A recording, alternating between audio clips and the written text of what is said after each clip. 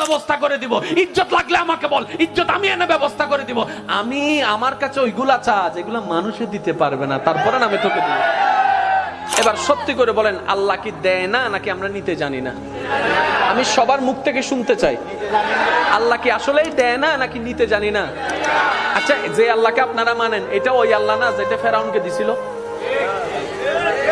যারা দাঁড়ায় আছেন তারা একটু বলেন না, এই আল্লাহ ওইটা না যেটা নমরুদকে দিছিল? এই আল্লাহ ওইটা না যেটা আবু জাহেলকে দিছিল? এত বড় বড় বাটফাটদেরকে যদি আল্লাহ দিতে পারে, আপনার মতো মুসলমানকে কেন দিতে পারবে না? উনি দিতে জানে, উনি দিতে পারে, আমরা নিতেও জানি না, চাইতেও জানি না। অনেক আল্লাহর বান্দা আছে বলে, আমি নামাজ পড়ি, তারপর আল্লাহকে চাইছি, আল্লাহর কাছে চাইছি, আল্লাহ আমাকে দেয় নাই। রোজা রাখছি, চাইছি আল্লাহর কাছে, আল্লাহ আমাকে দেয় নাই।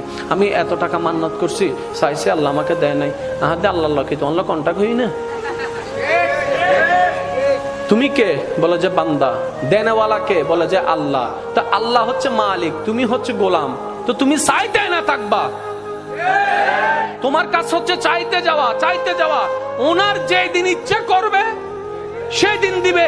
সময়, বার, তারিখ আপনার বেঁধে দেওয়ার কোনো অধিকার নাই। বাস শেষ তো। মাওলা চাইতে আছে, চাইতে আছে। একদিন, এক সপ্তাহ, এক মাস, 2 মাস, 1 বছর, 2 বছর, 3 বছর, 4 বছর, 5 বছর, চাইতেই আছে, চাইতেই আছে। আল্লাহ দেয় না। 10 বছর পরে আল্লাহ পাক বলে, দেখছস জিবরাইল, দেখছস আমি এতদিন দিই নাই, তারপরও আমার বান্দা আমার থেকে নিরাশ হয় নাই। আমি তো এটা চাইছিলাম। সুবহানাল্লাহ। এখানে তো প্রেম, এখানে তো মহাব্বত। আপনি কি মনে করছেন আল্লাহ আপনার নামাজের জন্য বসে আছে? আপনার আমার নামাজের জন্য আল্লাহ বসে আছে, আপনার আমার রোজার জন্য আল্লাহ বসে আছে। আর আমাদের নামাজের সেই কোয়ালিটি নাই যেটা আল্লাহ পর্যন্ত পৌঁছাবে। আমাদের রোজার সেই পবিত্রতা নাই যেটা আল্লাহ পর্যন্ত পৌঁছাবে। আল্লাহকে খুশি করতে পারবে এমন কোনো কিছু আমল আমাদের কাছে, আর আপনাদের কাছে বাদ দেন, আমার কাছেই নাই, যেটা আল্লাহকে আমরা দেখাইতে পারবো মৌলা এটা এনেছি তোমার জন্য। যে কথা আমি বলতে চাচ্ছিলাম, একটু খেয়াল করেন।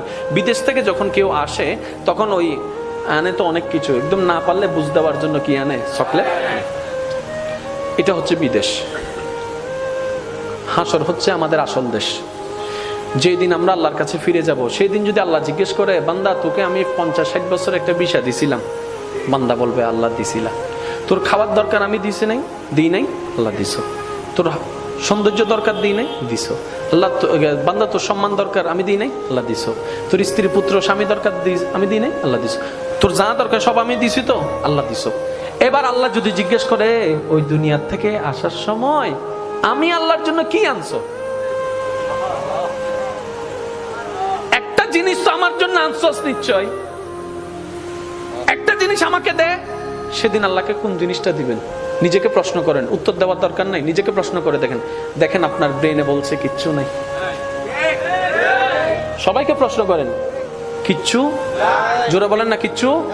আল্লাহকে যে দিতে পারবো, আল্লাহ আমি এটা আনছি। এখন আমরা সাহস করে নামাজটা দিতে চাচ্ছি, ওই শুক্রবারের 2 রাকাত ওইটা আর কি দিতে চাচ্ছি। আবার মনে মনে লজ্জা, আগে কোনো সুন্নত নাই, পরে কোনো সুন্নত নাই, এটা আবার কেমনে দিই, এটা আবার কেমনে দিই। এবার অনেকে ওয়াক্তিয়া নামাজ দিতে চাচ্ছে, আবার মনে মনে ভয় হচ্ছে, এই নামাজ না সেই নামাজ যেই নামাজের মধ্যে বাজারের হিসাব করেছিলাম, এই নামাজ না সেই নামাজ যেই নামাজের মধ্যে কত কিছু চিন্তা করছিলাম, এই নামাজটা তো আল্লাহকে দেওয়ার মতো কোয়ালিটি নাই। এবার অনেকে বলে যে তাহলে রমজানের রোজাগুলা দিই। এবার রোজা যখন দেওয়া শুরু করলাম, ফজরের নামাজ কজা, জোহরের নামাজ কজা, আসরের নামাজ কজা, রাতভর তারাবি চলছে, আমি আপনি বাইরে বাইরে ট ট ট ট ট ট, এদিকে রোজা, এদিকে বাটপারি, এদিকে রোজা, এদিকে চরিত্রের খারাপ। এটাও দেওয়া সম্ভব? এবার হজের বেলায় যখন আসলো, ওকে হজটা দিব কেমনে? হজ করে এসা একটা প্রোগ্রামে আমাকে দাওয়াত দিয়েছিল, আলহাজ না লেখার কারণে আমি সেই মাহফিলে যাই নাই। বলছিলাম 4 লাখ টাকা দিয়ে আলহাজ কিনে আনছি, আমাকে আলহাজ লেখো নাই, ওই মাহফিলে আমি যাব না। এবার বলে যে হজও দেওয়ার কোনো সুযোগ নাই। এবার আসলো জাকাতের বেলা। এবার জাকাতের বেলা যখন আসলো, বলে যে ছবি সারা জীবনে জাকাত দিই নাই।